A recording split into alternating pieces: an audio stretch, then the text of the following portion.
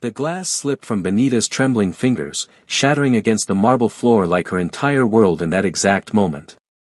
She stood frozen in the doorway of the penthouse bedroom she shared with her husband of 3 years, watching as he buried his face in another woman's neck, his hands roaming places that were supposed to be sacred, supposed to be hers alone. The silk sheets she had picked out herself were tangled around their bodies, and rose petals were scattered across the bed. Rose petals. The same romantic gesture Daniel had used on their first anniversary. But it wasn't the affair that destroyed her. No, affairs could be survived. Affairs could be explained away with therapy and tears and promises to do better. What destroyed Benita Okonkwo was when Daniel looked up, saw her standing there with her heart bleeding out onto the floor, and simply said, "Close the door on your way out, Benita. Can't you see I'm busy with my wife?" His wife. The woman beneath him laughed, a cruel, melodic sound that would haunt Benita's nightmares for months to come. She was beautiful in that delicate, porcelain way that Korean actresses always were in the dramas Benita used to love watching. Perfect skin. Perfect hair. Perfect everything. "I told you she'd find out eventually, baby," the woman said, running her manicured fingers through Daniel's hair with sickening familiarity. "Maybe now she'll know her place. The help shouldn't use the main entrance anyway." The help. 3 years of marriage, and this woman was calling her the help. "Sue Min," Daniel chided, but there was laughter in his voice. Actual laughter. "Don't be cruel. Benita has been useful." Useful.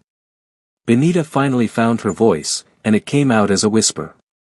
"I'm your wife, Daniel. We stood before God and our families. We made vows." Daniel finally had the decency to pull away from Sue Min, though he made no move to cover himself. He looked at Benita the way someone might look at a mildly inconvenient stain on their favorite shirt. Annoyed, but not particularly concerned. "About that," he said, reaching for his robe with casual indifference. "You were never really my wife, Benita. Not in any way that matters. Sue Min and I have been engaged since we were children. Our families arranged it. She's the daughter of my father's business partner, and our marriage will merge two of the most powerful construction empires in Asia."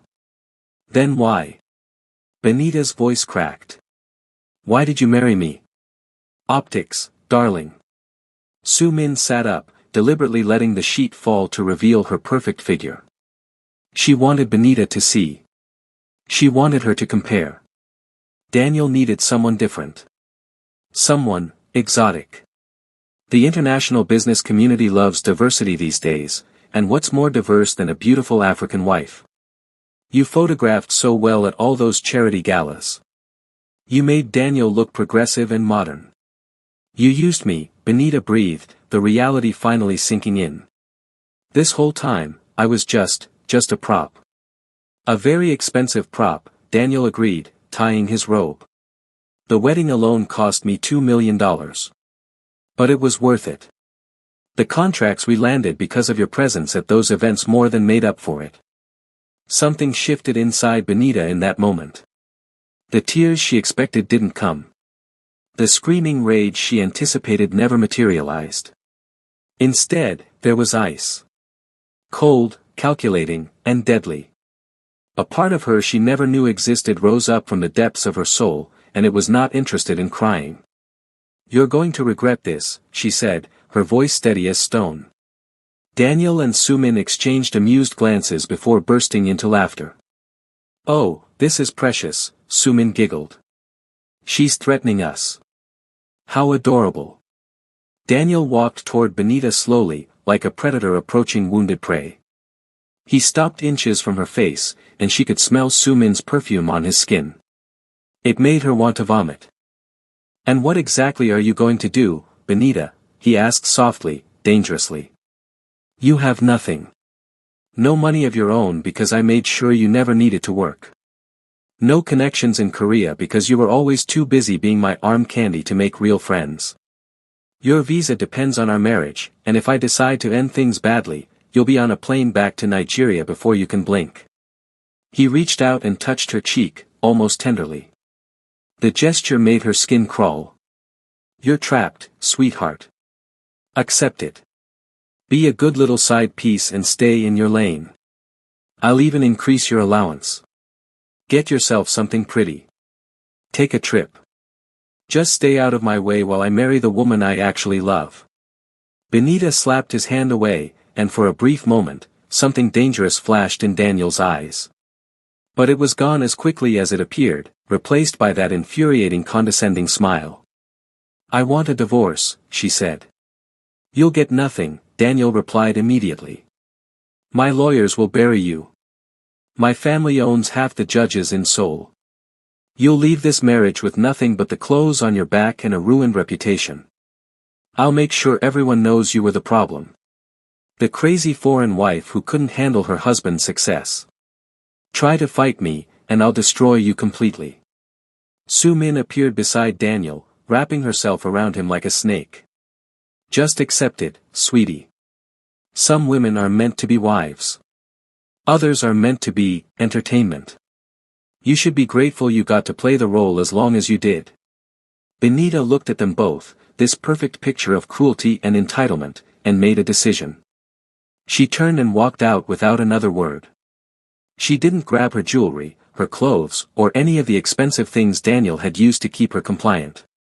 She walked out with nothing but her purse and the designer dress she was wearing.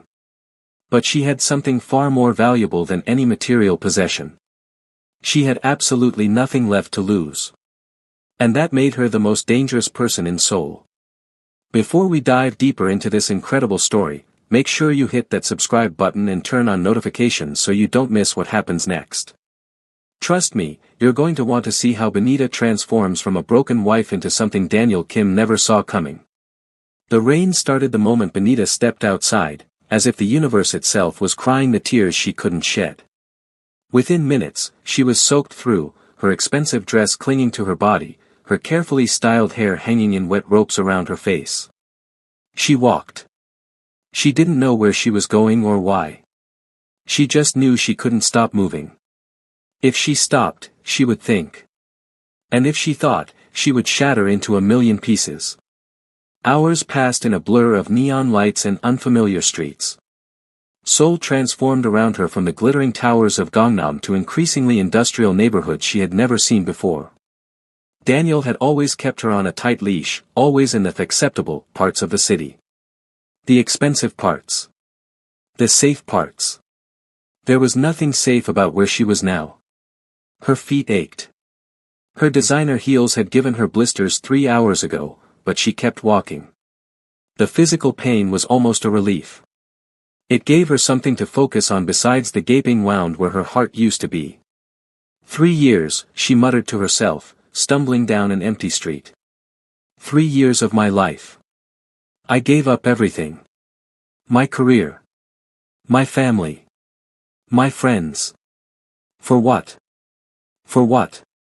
She screamed the last words into the rain, not caring if anyone heard. In this part of the city, at this hour, there was no one around anyway. Or so she thought. The sound came from somewhere to her left. A cry of pain, muffled but distinct. Then voices, harsh and threatening, speaking rapid Korean. Benita froze. Every instinct told her to keep walking. This wasn't her business. This wasn't her problem. She had enough problems of her own. But she had always been someone who ran toward trouble rather than away from it. Her mother used to say it was her greatest strength and her biggest flaw, all wrapped into one. You're going to get yourself killed one day, her mother had warned her. Your heart is too big for your own good. Maybe tonight was that day. Maybe the universe was giving her an easy out. A way to end the pain without having to make the choice herself. With that morbid thought, Benita followed the sounds down a narrow alley. What she found made her blood run cold. 3 men in expensive suits were beating a 4th man who was on his knees, blood streaming down his face. The victim was young, probably mid-20s, with the kind of pretty boy features that would have made him a K-pop idol in another life. Now those features were swelling and bruising under the assault. Tell us where your brother is, one of the attackers demanded in Korean, grabbing the young man by his hair and yanking his head back. Tell us, and maybe we'll let you live." The young man spat blood at his attacker's face. "Go to hell." The attacker wiped his face calmly, then pulled out a knife that gleamed silver in the dim light. Wrong answer. Benita's body moved before her mind could catch up. She grabbed a metal pipe from a pile of construction debris and swung it with all the rage, all the pain, all the betrayal she had been suppressing all night. It connected with the knife wielder's shoulder with a satisfying crack. He howled in pain and dropped the weapon, stumbling away from his victim. The other two attackers spun around, their faces registering shock, then fury. "What the hell?" one of them snarled. "Who is this crazy woman?" Benita raised the pipe again, her chest heaving, rain streaming down her face. She probably looked insane. She felt insane.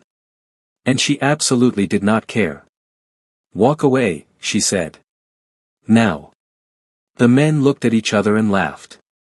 One of them cracked his knuckles and started toward her with a predatory smile. "You have no idea what you just interrupted, pretty girl. Now you're going to have to die too. But don't worry." He licked his lips. "We'll have some fun first."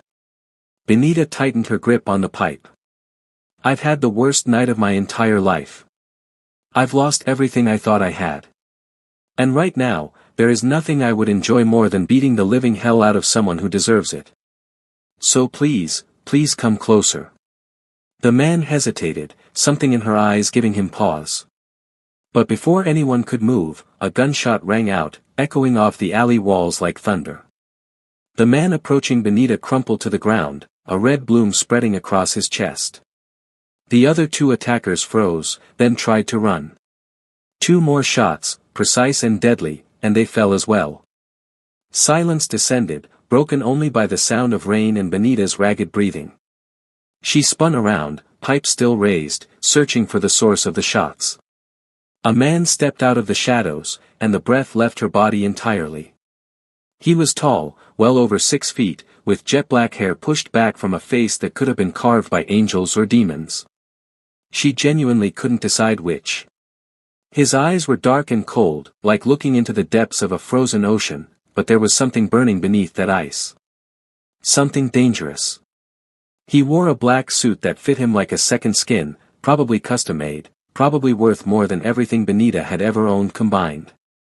And he held a gun in his right hand like it was an extension of his body, as natural as a finger or a thumb. He was, without question, the most terrifyingly beautiful man she had ever seen. "Well," he said, his deep voice sending shivers down her spine that had nothing to do with the cold rain. "This is unexpected." He walked past her as if she wasn't there, approaching the beaten young man on the ground. He crouched down and spoke in rapid Korean, too fast for Benita's limited understanding to follow. The young man responded weakly, and the stranger's expression flickered with something that might have been relief. "You're alive," he said, switching to English. "Good. Get up, Min Jun. You've embarrassed me enough for one night." "Love you too, brother," Min Jun groaned, struggling to his feet. "And for the record, there were 7 of them originally. I handled 4 before these 3 got the jump on me." "You handled 4, the stranger repeated flatly. "You handled 4, and yet you were about to get your throat cut by the remaining 3. I was lulling them into a false sense of security. You were getting your ass kicked." Potato. Despite the gravity of the situation, Benita felt an almost hysterical urge to laugh. The bickering was so normal, so brotherly, that it felt absurd in this setting surrounded by dead bodies and blood. The stranger seemed to remember her presence. He turned, really looking at her for the first time. His eyes traveled down her soaked dress, her ruined makeup, her trembling hands still clutching the pipe. "You saved my brother's life," he said simply. "Why?" Benita swallowed hard. "I don't know. I couldn't walk away. Most people would have. Most people would have run in the opposite direction. I'm not most people." Something shifted in his gaze. Interest. Curiosity. And something else she couldn't quite name. "No," he murmured, almost to himself. "I don't think you are." Minjun limped over to stand beside his brother, wiping blood from his split lip. She came out of nowhere, swinging that pipe like a baseball player going for a home run. You should have seen it, Hyung. It was terrifying. And kind of hot. She can hear you, the stranger said dryly. I know. That's why I said it. Minjun grinned at Benita, his swollen face somehow still managing to look charming. Thank you, by the way. For the rescue. That was very cool of you. You're welcome, Benita said, still not lowering the pipe. Can someone please explain what's happening? Who were those men? Who are you? And why do I feel like I've walked into a Korean action movie? The brothers exchanged a look that contained an entire conversation. She's got questions, Minjun said. Fair. She also saved your life, which means we owe her. The stranger pulled out his phone and spoke rapidly in Korean. Within minutes, several black SUVs appeared at the mouth of the alley, and men in suits emerged to clean up the bodies with practiced efficiency. If Benita had any doubts about what world she had stumbled into, they vanished in that moment. The stranger turned back to her. You're soaking wet, clearly having the worst night of your life, and you just witnessed something that most people never see and live to talk about. Let me take you somewhere warm. Somewhere safe. You have my word that no harm will come to you. And why should I trust your word? I don't even know who you are. The stranger smiled, and it transformed his face from coldly beautiful to devastatingly dangerous. My name is Kang Jae-won, he said. And I run this city. Every shadow, every secret, every sin belongs to me. Some people call me a businessman. Others call me a criminal. Most just call me the dragon. The Korean Mafia. The actual Korean Mafia. Benita was standing in an alley with dead bodies being cleaned up around her, being offered help by a mafia boss. Her mother was right. Her heart was definitely going to get her killed. But as she looked at Kang Jae-won, at his hand extended toward her in offering, something inside her shifted. She had spent 3 years being careful. Being proper. Being the perfect wife. And where had that gotten her? Betrayed, humiliated, and alone. Maybe it was time to stop being careful. I'm Benita, she said, finally lowering the pipe. And I think I just stopped caring about what's smart and what isn't. Jae-won's eyes gleamed with approval. Then let me show you a different kind of darkness, Benita. One where you hold the power, not the other way around. She took his hand, and electricity shot up her arm at the contact. From the slight widening of his eyes, he felt it too. One condition, she said. He raised an eyebrow. You're in a position to make conditions. I'm a woman who just saved your brother with a pipe and pure rage. I'm in a position to do whatever I want. Minjun burst out laughing. Oh, I like her. Can we keep her? Jae-won ignored his brother, his attention focused entirely on Benita. What's your condition? Wherever you're taking me, there needs to be hot food and a very large glass of wine. I haven't eaten since breakfast, and I just found out my entire marriage was a lie. I deserve carbs and alcohol. For the first time, a genuine smile crossed Jae-won's face. It was small, barely there, but it softened the hard edges of his features in a way that made Benita's heart skip. I think that can be arranged, he said. And with those words, Benita stepped out of her old life and into something entirely new. Now, if you're enjoying this story so far, drop a comment telling me what you think of Jae-won. Is he the toxic king we've been waiting for, or is he trouble wrapped in a devastatingly handsome package? Let me know your thoughts below. Jae-won took Benita to one of his properties, a stunning Hanok-style mansion hidden in the hills above Seoul. The traditional architecture was breathtaking, all curved roofs and wooden beams, but inside was ultramodern. Heated floors, smart home technology, and art that probably belonged in museums. This is your house? Benita asked, trying not to gape like a tourist. One of them, Jae-won replied casually. I have properties all over the city. This one is the most secure. Of course it is, Benita muttered. Because everyone has multiple houses and chooses them based on security ratings. Min Jun, who had cleaned up and changed, appeared beside her with a grin. You're funny. I like funny people. Most people who meet my brother are too scared to be funny. I'm too tired to be scared. Check back tomorrow. A woman in a crisp uniform appeared, bowing slightly.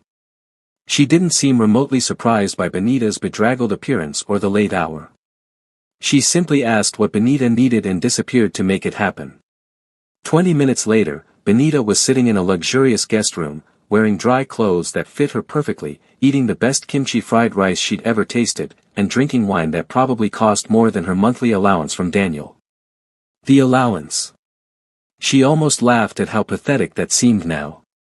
She had been so grateful for that money, so careful not to upset Daniel by spending too much. And all along, he had been laughing at her. Keeping her dependent. Keeping her trapped. A knock came at her door. May I? Jaewon's voice came through. It's your house. Surely you don't need permission. He entered anyway, having changed out of his suit into more casual clothes. Dark jeans and a simple black sweater that somehow still managed to look expensive. Without the formal armor, he looked younger. More approachable. But no less dangerous. That danger was in his bones, in the way he moved, in the way his eyes tracked every detail of the room before settling on her. You should be sleeping, he said, taking a seat across from her. So should you. I don't sleep much. Occupational hazard. Right. Because of all the crime bossing. His lips twitched. Something like that. Silence stretched between them, surprisingly comfortable despite everything. You're not going to ask why I was wandering the streets in the rain? Benita asked finally.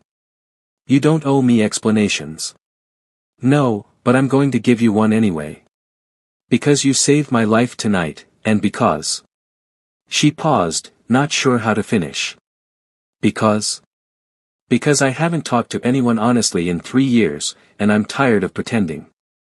So she told him. Everything. The fairy tale romance with Daniel. The whirlwind proposal. The dream wedding and the move to Seoul. And then the slow realization that something was wrong, followed by the devastating truth she had discovered just hours ago. Jaewon listened without interrupting, his expression unreadable. His wife, Benita, repeated the words that still felt like knives. She called herself his wife. And he didn't correct her. He agreed. He said I was useful, like a tool or a piece of furniture. Daniel Kim, Jaewon said slowly. Kim Construction. Benita looked up sharply. You know him? I know everyone in this city. His jaw tightened visibly. I also know his family are the ones who sent those men after my brother tonight. What? The Kim family has been trying to expand their influence into territories that belong to me. They've been making moves against my interests for months. Tonight's attack was a message. They thought if they could take Min Jun, they could use him as leverage. Benita's mind raced to connect the dots. So Daniel isn't just a cheating bastard. He's also a criminal. His family has been laundering money through their construction company for years. They've been building relationships with politicians and police, creating a legitimate face for their illegitimate activities. And you, Benita. He paused, something flickering in his eyes. You were part of that legitimate face. I was camouflage, she realized. An international wife with no connections to the underworld. Perfect for making them look respectable. Exactly. The revelation hit Benita like a physical blow. She had been used in more ways than she ever imagined. Not just as a wife, but as a tool in Daniel's criminal enterprise. I want to destroy him, she whispered, and the words came from somewhere deep inside her, somewhere dark that she had never explored before. I want to take everything he has and watch him burn.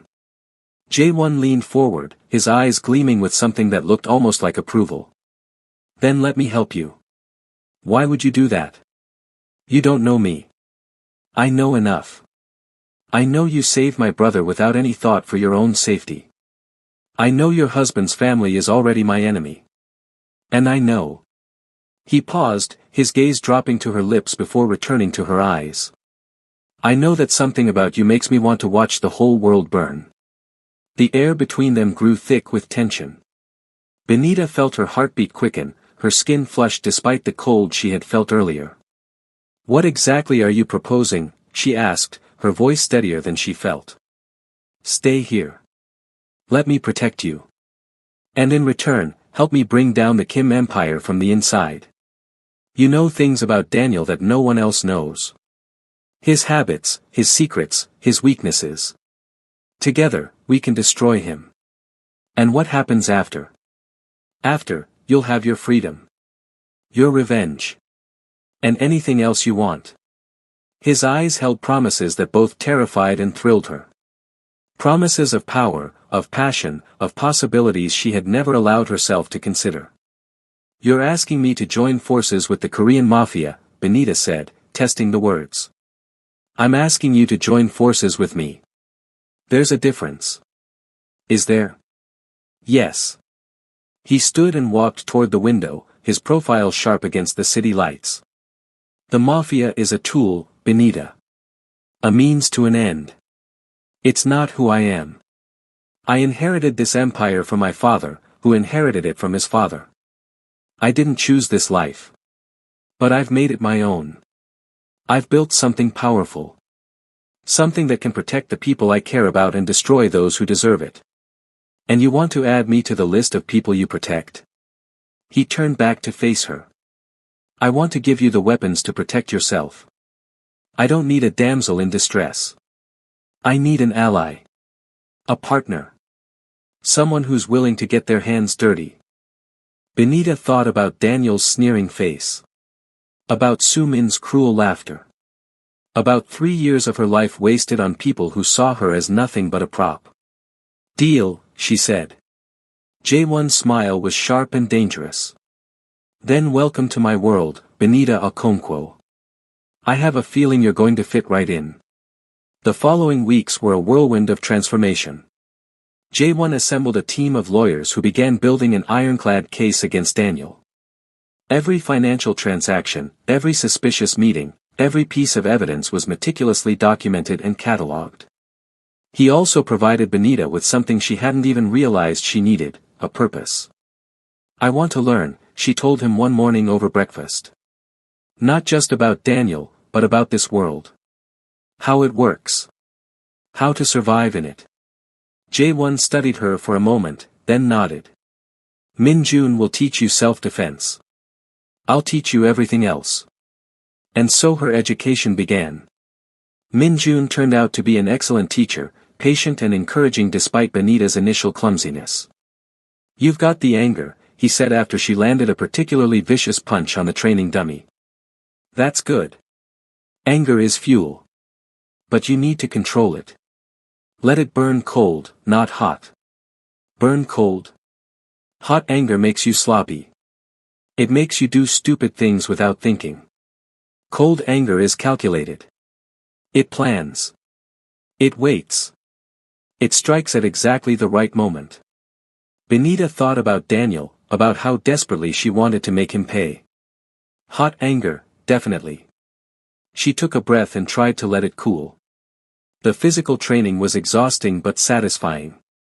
Within weeks, she could hold her own in a basic fight. Within a month, Min-jun declared her not completely hopeless. High praise, Benita laughed. From me? Absolutely. I once told a guy he was mediocre, and he cried. I can't tell if you're joking. Neither can most people. It's part of my charm. Despite their dangerous circumstances, Benita found herself genuinely enjoying Min-jun's company. He was funny, irreverent, and completely unimpressed by his brother's terrifying reputation. He's actually a huge nerd, Min-jun confided one day. He reads philosophy books for fun. Philosophy. For fun. I once caught him watching a documentary about butterflies and getting emotional. Butterflies? Their migration patterns, apparently. Very moving. Don't tell him I told you. He'll have me killed. I thought he doesn't kill family. For this? He might make an exception. The banter was a relief, a lightness that balanced the heaviness of everything else. But it was her time with J1 that truly changed Benita.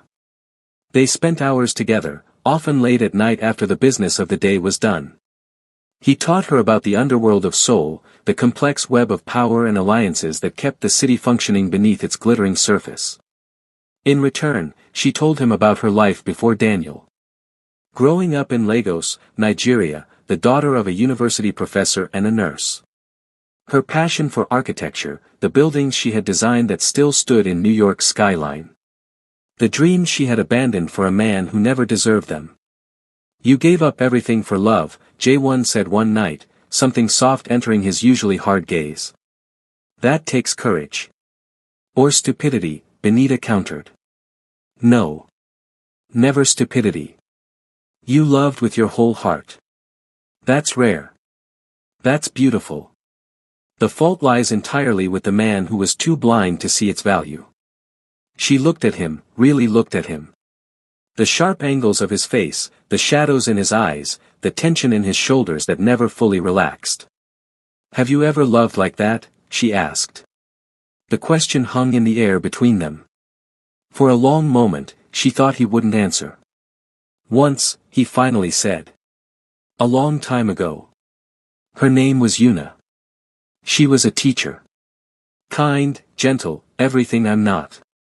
She saw something good in me, something I'm not even sure exists. What happened to her? Pain flickered across his features, there and gone so quickly she almost missed it. My enemies wanted to hurt me. She was the best way to do it. They took her to send a message. His voice was flat, emotionless, but Benita could hear the anguish buried beneath. She died because of who I am. Because I was arrogant enough to think I could have a normal life, a normal love. I'm so sorry. Don't be. It taught me an important lesson. In my world, love is a liability. It gets people killed. The moment you care about something, you've given your enemies a weapon to use against you. And yet you care about Minjun. J1's expression softened slightly. Minjun is blood. He's family. And he's frustratingly good at staying alive despite his best efforts to get himself killed. Family doesn't always mean blood, Benita said quietly. My father used to say that family is whoever holds your hand when the world gets dark. Your father sounds like a wise man. He was. He died when I was 20. Cancer. He fought it for 2 years, and every single day, my mother held his hand. Even at the end, when he couldn't speak or open his eyes, she held on.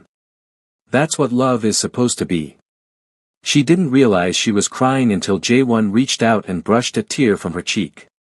The touch was gentle, almost reverent, completely at odds with the violence she knew he was capable of.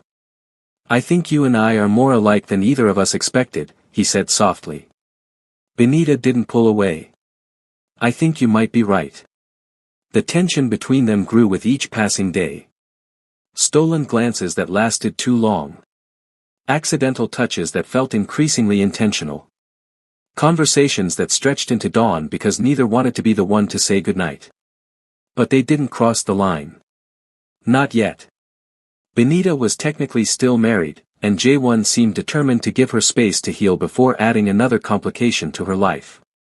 Still, the wanting was there. A constant current running beneath every interaction, growing stronger with each passing moment. It came to a head one evening when Benita walked into J1's study to find him standing by the window, his shirt half unbuttoned, a glass of whiskey in his hand. He looked exhausted in a way she had never seen before. What happened? She asked immediately. Nothing for you to worry about. Don't do that. Don't shut me out. What happened? He turned to face her, and she saw something vulnerable in his eyes. Something raw. Today is the anniversary of Yuna's death, he said quietly. Every year, I spend this day remembering all the ways I failed to protect her. Benita crossed the room without thinking and took the glass from his hand, setting it aside. She cupped his face in her hands, forcing him to meet her eyes. Her death was not your fault. The people who killed her made that choice. They carry that sin. Not you. If she had never met me, then she would have missed out on being loved by someone extraordinary. Would you erase your time together if you could? Would you wish that she had never known you? His jaw tightened. No. Even knowing how it ended, no. Then stop punishing yourself for loving her. She wouldn't want that. And neither do I. The last 3 words hung between them, loaded with meaning. Jaewon's hands came up to cover hers, warm and strong. You're the first person in years who's talked to me like I'm human and not a monster. Maybe because I see both sides of you. The monster and the man. And maybe I'm not afraid of either. You should be afraid. I'm not a good person, Benita. The things I've done. We're not talking about the past. We're talking about right now. This moment. And right now, all I see is someone who's carrying more pain than anyone should have to carry alone. He leaned into her touch, his eyes closing briefly. When they opened again, they were blazing with an intensity that stole her breath. I'm trying very hard to be honorable, he said, his voice rough. To give you time, to let you heal. But you make it incredibly difficult when you look at me like that. Like what? Like you want me to stop being honorable. Benita's heart pounded. And what if I do? The words hung in the air, a challenge and an invitation all at once. Jaewon's control visibly wavered. The divorce papers haven't been signed yet. You're still technically. My lawyer called this morning. Daniel is refusing to sign. He's dragging his feet, trying to make this as painful as possible. Something cold and dangerous flickered in Jaewon's eyes. Is he now? Apparently, his lawyers are claiming I was an inadequate wife and deserve nothing from the marriage. They're threatening to countersue for damages. Jaewon's hand dropped from hers, curling into a fist at his side. I'll handle it. No, we'll handle it. Together. Isn't that what partners do? The word partners seemed to crack something in his resolve. He stared at her for a long moment, then pulled out his phone and made a call. 2 hours later, Daniel Kim was dragged from his bed by men in masks. He was taken to a warehouse on the outskirts of Seoul, where he was forced to his knees before Jaewon's imposing figure. Benita stood in the shadows, watching her husband's face cycle through confusion, fear, and finally, pathetic defiance. What is this? Daniel demanded, trying to inject authority into his trembling voice. Do you have any idea who I am? My family will. Your family, Jaewon interrupted coldly, is about to have much bigger problems than their missing heir. He nodded to one of his men, who placed a thick folder in front of Daniel. Inside were photographs, bank statements, recordings, everything needed to document the Kim family's criminal activities. This goes to prosecutors tomorrow morning unless you sign the divorce papers tonight, Jaewon said. Your wife gets everything she's entitled to and you walk away with your freedom. For now. Daniel's face went pale as he flipped through the documents. This is blackmail. No. This is negotiation. There's a difference. You can't do this. My father will destroy you. Your father can certainly try. Jaewon crouched down until his face was inches from Daniel's. But let me tell you something about your father, Daniel. He's a businessman who plays at being a criminal. I am a criminal who plays at being a businessman. Do you understand the difference? Daniel swallowed hard. Your father builds buildings. I destroy empires. Your father makes deals. I make examples. And if you don't sign those papers in the next 5 minutes, I'm going to make an example of you that your father will never forget. Okay. Daniel's composure shattered completely. I'll sign. Just give me a pen. The papers were signed in record time. Daniel's hand shook so badly that his signature was barely legible, but it was legal. Jaewon took the documents and handed them to his lawyer, who had appeared at some point during the confrontation. File these first thing in the morning, he instructed. I want them processed by end of day. Yes, sir. As Daniel was pulled to his feet by J1's men, Benita stepped out of the shadows. She wanted him to see her. She wanted him to know that she had witnessed his humiliation. Daniel's eyes went wide. Benita? You're with him. Surprise, she said flatly. But how? When? Does it matter? You wanted me to stay in my lane, Daniel. Well, I found a new lane. One where I'm not the side chick anymore. One where I matter. You're making a mistake, Daniel said desperately. He's a monster. A killer. He'll destroy you just like he destroys everyone. Benita walked closer, close enough to see the fear swimming in her ex-husband's eyes. You called me nothing, she said softly. You made me feel worthless. You used me as a prop in your little business scheme and then threw me away like garbage. And now you want to warn me about monsters? She laughed bitterly. Sweetheart, I've already met the worst monster I'll ever know. And I was married to him for 3 years. She turned her back on Daniel and walked toward J1, leaving her past behind her forever. Get him out of here, J1 ordered. And tell his father that our next conversation won't be as pleasant if his family continues to interfere with my interests. Daniel was dragged away, his pathetic protests echoing through the warehouse. As the door slammed shut behind him, Benita let out a breath she hadn't realized she was holding. It's done, J1 said, moving to stand beside her. You're free. No, she corrected, turning to face him. It's not done. I'm not free until I've destroyed everything he built. I want his reputation ruined. I want his business in ashes. I want him to feel exactly as small and worthless as he made me feel. J1 studied her face, searching for any sign of hesitation. He found none. That kind of revenge takes time, he said. And it requires getting your hands dirty. I know. Once you start down this path, there's no going back. The woman you were before won't exist anymore. Good. Benita's voice was cold, certain. She was weak. She let people walk all over her. The woman I'm becoming won't make that mistake. J1 reached out and tucked a strand of hair behind her ear, his touch gentle despite the violence that still hung in the air around them. You were never weak, he said. You were just waiting for the right moment to show your strength. The drive back to the mansion was quiet, both of them processing the events of the night. When they arrived, J1 walked Benita to her room, but she stopped him before he could leave. Stay, she said.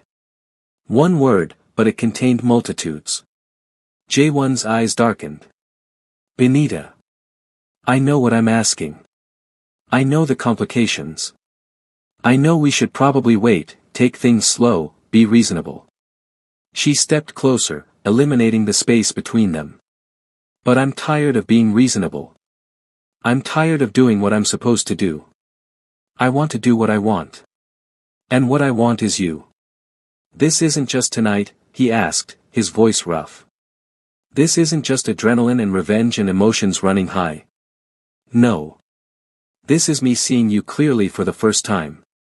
This is me recognizing that you might be the most dangerous man I've ever met, and wanting you anyway.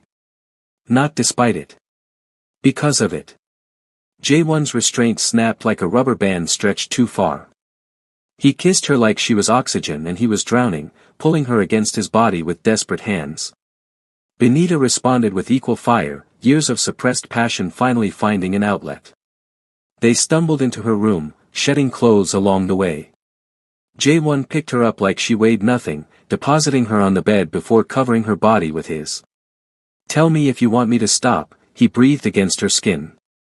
Tell me at any point, and I will. I don't want you to stop. I want you to make me forget that anyone else ever touched me. His answering growl was primal, possessive, and exactly what she needed. That night, Benita discovered that J1 was not a gentle lover. He was passionate and demanding, drawing responses from her body that she hadn't known she was capable of. But he was also attentive, pausing to check her reactions, adjusting to her rhythms, murmuring praise in Korean and English against her skin. When they finally collapsed together, breathless and tangled in silk sheets, Benita felt something she hadn't felt in years. Hope. I should warn you, Jae-won said, his arm wrapped around her waist, that I don't share. Whatever this is between us, whatever it becomes, I won't share it with anyone. Is that a threat? It's a promise. And a condition. Benita rolled over to face him, tracing the planes of his chest with her fingertips. I spent 3 years being shared without my knowledge or consent. Trust me, I'm not interested in sharing either. He caught her hand and brought it to his lips, pressing a kiss to her palm. Then we understand each other. We understand each other. Outside the window, dawn was beginning to paint the sky in shades of gold and rose. A new day. A new beginning. But their peace wasn't meant to last. Because across the city, Daniel Kim was licking his wounds and plotting his revenge. Now I know you all are glued to your screens right now. If you're loving this story, hit that like button and subscribe if you haven't already. Drop a comment below telling me what you think Daniel is planning. And trust me, you're not going to want to miss what happens next because things are about to get even more intense. The weeks that followed were some of the happiest Benita had ever known. She threw herself into her partnership with Jae-won, working alongside his team to systematically dismantle Daniel's world. The evidence they had gathered began to leak, first to business journalists, then to prosecutors. Daniel's reputation started to crumble. Contracts were cancelled. Partners withdrew. The Kim construction stock price plummeted. Soo Min, Daniel's beloved, was photographed fleeing the country with a mysterious man who was decidedly not Daniel. The photographs went viral. She didn't even last a month, Benita observed, scrolling through the headlines with satisfaction. Some love that turned out to be. Rats always flee a sinking ship, Jae-won replied. The real question is what Daniel will do now that he's cornered. They didn't have to wait long to find out. The warning came in the form of a package delivered to the mansion. Inside was a dead rose and a photograph of Benita from years ago, back in New York. On the back was written, "Roses die. So do women who betray their husbands." Benita stared at the photograph, her blood running cold. Jae-won's reaction was immediate and volcanic. Within hours, security at the mansion had tripled, and every street around it was monitored by his men. He's desperate, Jae-won said, pacing his study like a caged tiger. Desperate men do stupid things. He's threatening me, Benita said. Trying to scare me into backing off. Is it working? She looked at him, and her eyes were steel. Not even a little. But Daniel's threats weren't empty. Over the following week, several of Jae-won's businesses were attacked. Warehouses burned. Shipments were intercepted. Men were hospitalized. He's formed an alliance, Min Jun reported grimly after one of his informants checked in. The Chinese Triad. They've been wanting to expand into Korea for years, and Daniel offered them a foothold in exchange for their help taking you down. The Triad, Jae-won repeated, his voice dangerously calm. 2,000 members. Serious firepower. And no respect for Korean territory agreements. The news was a blow.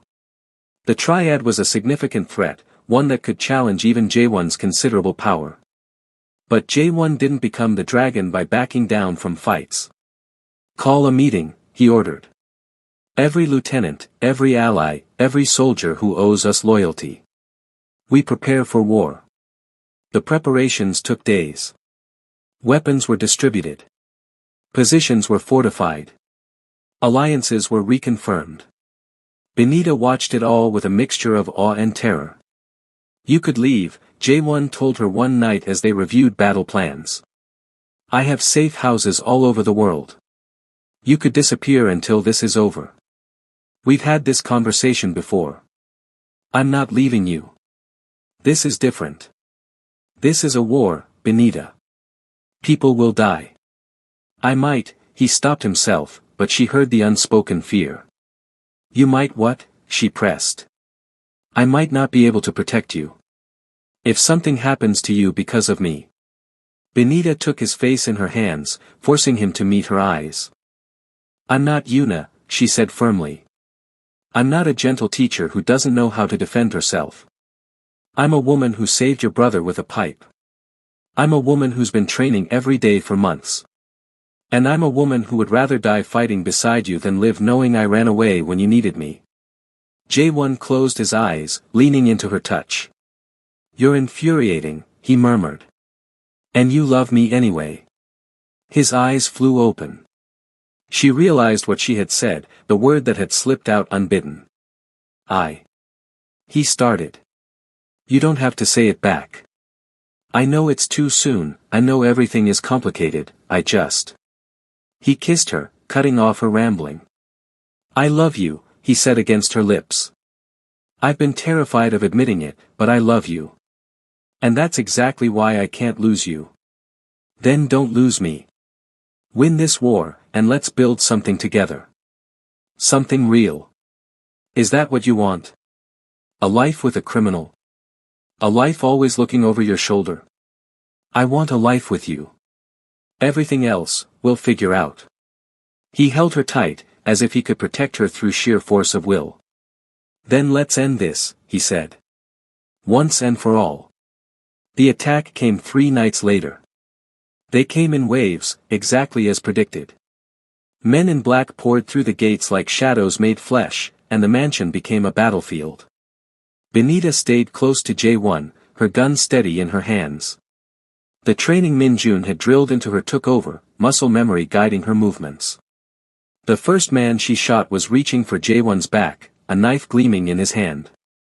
She didn't hesitate. She couldn't afford to. Good shot, Jae-won called over the chaos. Thank Min-jun. I'll buy him a drink if we survive this. The battle raged for what felt like hours. Benita lost track of how many men she shot, how many close calls they survived. The mansion's beautiful interior was destroyed, art torn from walls, furniture shattered, blood staining the pristine floors. But Jae-won's people were holding the line. Until Daniel himself appeared. He emerged from the chaos like a nightmare-given form, flanked by triad soldiers, his eyes fixed on Benita with murderous intent. There you are, he said, his voice carrying over the gunfire. My beautiful, treacherous wife. Ex-wife, Benita corrected, leveling her gun at his chest. Very important distinction. You really think you're going to win this? Daniel laughed, a sound that verged on madness. Look around you. My allies outnumber yours 3-1. Your precious dragon is going to die tonight, and then you're coming with me. I'd rather die. That can be arranged. He raised his gun, and time seemed to slow. Benita saw her death in his eyes. Saw the finger tightening on the trigger. Saw the end of everything she had fought for. But then a shot rang out, and it wasn't from Daniel's gun. He stumbled, shock registering on his face as he looked down at the blood blooming across his shoulder. His gun clattered to the floor. Min-jun appeared behind him, weapon smoking. Sorry, am I interrupting? Daniel's triad guards turned to face this new threat, and in that moment of distraction, Jae-won moved. He was a blur of motion, taking down 3 men before they could react. His movements were brutal, efficient, utterly lethal. The remaining triad soldiers, seeing their employer wounded and their numbers decimated, began to retreat. The fight's over, one of them shouted in Mandarin. This isn't worth dying for. Within minutes, it was done. The attackers fled or surrendered. The battle was won. Daniel Kim lay on the floor, bleeding and defeated, surrounded by enemies. Jae-won approached him slowly, retrieving Daniel's fallen weapon. You came into my home, he said, his voice terrifyingly calm. You threatened the woman I love. You allied with foreign criminals and broke every code our world lives by. Please, Daniel whimpered, all his arrogance gone. Please, I'll do anything. I'll leave the country. You'll never see me again. I know I won't. Jae-won raised the gun. Wait, Benita said. Everyone turned to look at her. She walked toward Daniel until she was standing over his pathetic, bleeding form. The man who had made her feel worthless. The man who had stolen 3 years of her life and given her nothing but pain. You called me nothing, she said quietly. You said I was just entertainment. A prop. A side piece. I was wrong, Daniel babbled. I was so wrong, Benita. You're magnificent, you're powerful, you're... I know exactly what I am, she interrupted. I didn't need you to tell me. I just needed you to stop telling me the opposite. She reached out and took the gun from Jaewon's hand. I spent so long wanting you dead, she continued, looking down at her ex-husband. Fantasizing about this moment. And now that it's here. Daniel's eyes were wide with terror. Please. Please, Benita. Now that it's here, I realize that killing you would be too easy. Too quick. You don't deserve a quick end. She handed the gun back to Jaewon. I want him to live, she said. I want him to go to prison for the rest of his life. I want him to sit in a cell and watch his empire crumble. I want him to see me thriving in every news article, every society photo, every whisper about the woman who destroyed him. I want him to die old and alone and forgotten, knowing that I won. Jaewon studied her face for a long moment, then nodded slowly. Get him ready for transport, he ordered his men. And make sure the prosecutors know exactly what evidence we're delivering along with him. As Daniel was dragged away, still sobbing and pleading, Benita felt a weight lift from her shoulders that she hadn't even known she was carrying. It was over. Finally, truly over. Jaewon pulled her into his arms, holding her tight. You never stop surprising me, he murmured into her hair. I hope I never do. You chose mercy. Even after everything he did to you. Benita shook her head. It wasn't mercy. It was strategy. Death ends the suffering. Life means he has to live with his failures forever. That's not mercy. That's cruelty. Jaewon laughed, the sound startled out of him. You really are perfect for this world. No. I'm perfect for you. The world just gets me as a bonus. He kissed her then, in the middle of his destroyed mansion, surrounded by chaos and blood and victory. And Benita kissed him back. 6 months later, Benita stood before a gathering of Seoul's most elite, no longer the invisible wife of a disgraced businessman, but the formidable partner of the most powerful man in the city. She wore a stunning gown designed by Korea's hottest new fashion house. Diamonds dripped from her ears and throat. But it was the confidence in her bearing that drew every eye. She had rebuilt herself from the ashes of her old life. Her architecture firm was thriving, with projects across Asia and beyond. Her family in Nigeria had been flown out to visit, her mother crying with joy to see her daughter so happy. She had found herself again, stronger and more certain than ever before. And she had found love. Jaewon watched her from across the room, his eyes full of pride and passion. He was wearing a new suit, this one without bloodstains, and he looked like every fantasy she had never dared to dream. She smiled at him, and he smiled back. Minjun appeared beside her, champagne in hand. You know, when I met you, you were soaking wet and swinging a pipe. Now look at you. Glow up of the century. You're ruining my moment, Benita told him. Ruining moments is what little brothers are for. It's in the job description. Despite herself, she laughed. Over the months, Minjun had become the brother she never had. Annoying, loyal, and fiercely protective despite his jokes. Your brother is staring at me again, she said. He's always staring at you. It's gross, actually. The man has no chill. Would you prefer he had chill? Minjun considered this. No. Chill Jaewon would be deeply concerning. I'd think he was plotting something. Jaewon himself materialized beside them, as if summoned by their conversation. Plotting what? Nothing, Minjun said quickly. I'm going to go find more champagne. Somewhere else.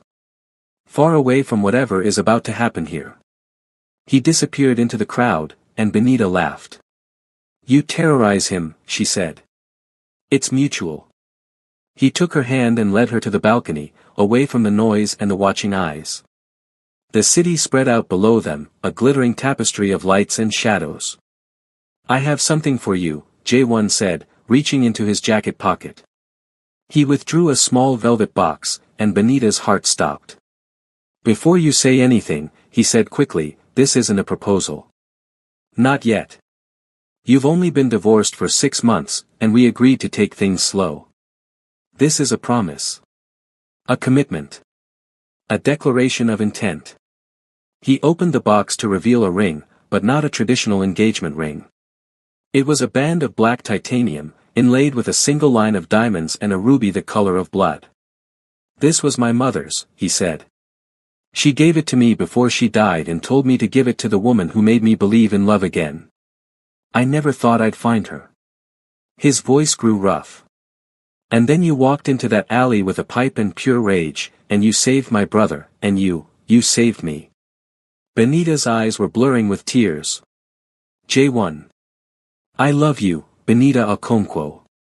I love your strength and your stubbornness and the way you refuse to back down from anything. I love that you see the monster in me and love me anyway. I love that you make me want to be better, be more, be worthy of standing beside you." He took the ring from the box and held it out to her. "This is my promise that when you're ready, if you're ever ready, I'll be here. Waiting. For as long as it takes." Benita looked at the ring, at the man holding it, at the future spreading out before her like an unwritten story. "Yes," she said. Jae-won blinked.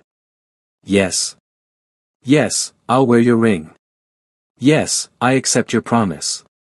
And yes, when you do propose properly, my answer will be yes to that too." His face lit up in a way she had never seen before. Pure, unguarded joy. He slipped the ring onto her finger, then pulled her into a kiss that made the city lights blur and the world fade away. When they finally broke apart, both breathless, Benita looked at the ring on her hand. It fit perfectly, as if it had been waiting for her all along. "I have a promise for you too," she said. "Tell me." "I promise to stand beside you, no matter what comes. I promise to fight with you, plan with you, build with you. I promise that whatever darkness we face, we'll face it together. And I promise." She smiled, a hint of her old mischief appearing. "I promise to always be the scariest thing in your life." Jae-won laughed, pulling her close. "That's not a promise. That's just a statement of fact." They stood together on the balcony, watching the city that now belonged to both of them. There would be more challenges ahead, more enemies to face, more battles to fight. The world they lived in was dangerous, and there would always be people who wanted what they had. But they would face it together. Because Benita had learned something important in her journey from side chick to queen. She had learned that the darkest nights lead to the brightest dawns. She had learned that the deepest wounds can become the greatest strengths. And she had learned that love isn't about finding someone who completes you. It's about finding someone who sees how complete you already are, and choosing to build something even greater together. "What are you thinking about?" Jae-won asked. "The future," Benita said. "Our future. And what do you see?" She looked at him, at this dangerous, complicated, utterly devoted man who had become her partner in every sense of the word.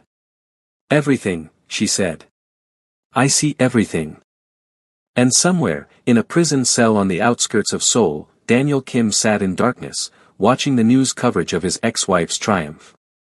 Every headline, every photograph, every whisper of her success was a knife in his heart. He had called her nothing. But she had become everything. And that was a mistake he would regret for the rest of his miserable, incarcerated life. The final shot of the evening came as Jae-won and Benita walked back into the party, hand in hand. The crowd parted before them like water before royalty. "To the future," Jae-won said, raising a glass. "To us," Benita corrected. "To us," he agreed. And as they drank, as the city sparkled around them, as their enemies cowered and their allies cheered, one thing was perfectly, undeniably clear. This was just the beginning. Thank you all so much for staying with me through this entire story. If this touched your heart, made you feel something, or just gave you the escapism you needed today, please hit that like button and subscribe to the channel. We post stories like this all the time because stories about love, revenge, redemption, and characters who refuse to be defeated are what this community is all about. Drop a comment below telling me what you thought of Benita and Jaewon's story. Do you want to see a part 2? Maybe their wedding, or a new enemy rising, or even a story from Minjun's perspective. Your comments help decide which stories I create next, so make your voice heard. Until next time, remember, you are never the side character in your own story. You are the main event. No matter what anyone else tells you, no matter what circumstances try to convince you, you are worthy of a love that sees you, fights for you, and refuses to let you be anything less than extraordinary. I'll see you in the next video.